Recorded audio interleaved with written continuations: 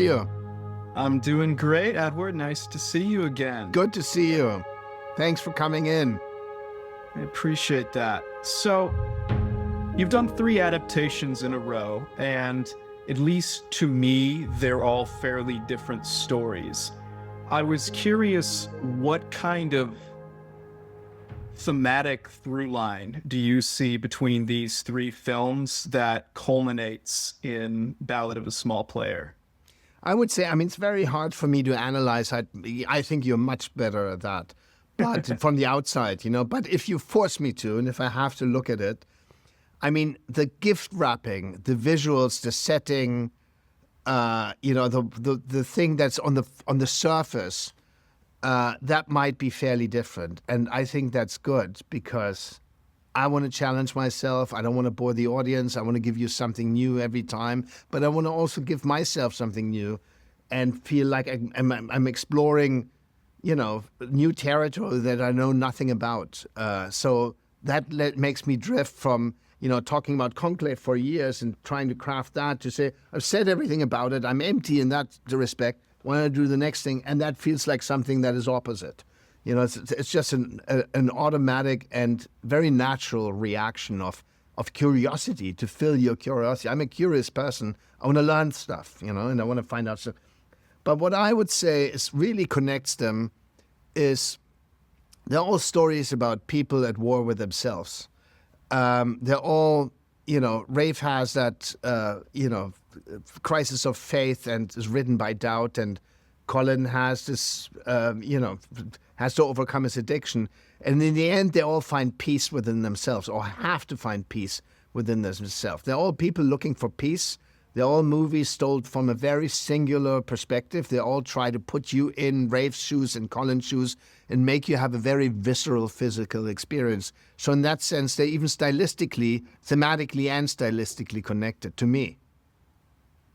We would call All Quiet at the Western Front. Is that finding peace at the end? It's finding peace in death. It's he liberates himself by, the world is at chaos. The world is in a world of destruction. And he finds, his face is kind of, if you look at his face, it just relaxes suddenly, like from all the grime, it suddenly is at peace. Well, you mentioned finding peace in death. And so this is a film I know some have theorized about, is it set in purgatory, for example? And I know there's kind of hell imagery throughout. So tell me a little bit about the production design, how you lit the film in general to kind of give this sense that maybe we are in, or at least descending into hell. There's a very similar, it is a little bit, on one sense, even to link it back to All Quiet, to me it's a little bit the B-side to All Quiet, because All Quiet was also a descent into hell. And this is a descent into hell on a very colorful scale, which is opposite to All Quiet. But so it's in the end, it's kind of Dante's Inferno. And when Colin, for example, just visually, when he goes into the Rainbow Casino in the beginning, and he rides down an escalator, we really wanted it to feel like, he's descending into the Inferno, and this is like the beginning. This is not going to be a good place that he goes to, because he goes to his place of addiction, the gambling house, the casino. And we put the camera on the side, and we rotated it, and we put some crazy lights around it. And it really looks, to me, feels like, and we really thought about this, like, how do we want the audience to feel here? We want them to feel uncomfortable. It's odd. It's at an odd angle, and it's rotating. It's a loss of orientation. And so we constantly do these kind of camera enhancements, but always with the premise that what does Colin feel inside? There's a trepidation inside. There's a knot in his stomach about getting closer to this calling of the gambling table, And so every time I put the camera somewhere, I want the audience to feel whatever Colin is feeling. In this case, he was descending into hell. Well, you mentioned the Rainbow Casino, and these are very vibrant, evocative casinos. I know with Conclave, you basically just built a new Vatican. Was that the case here, or was there a lot of shooting on location in actual casinos? We shot always in actual casinos, but a lot of it sounds like everything was there. It wasn't. A lot of them were like the Rainbow Casino, for example, is an empty place. It's an empty casino that's lost its license or given up his license for the bigger casinos. And it was quite moldy in there. I don't think it'd been used for 10 years.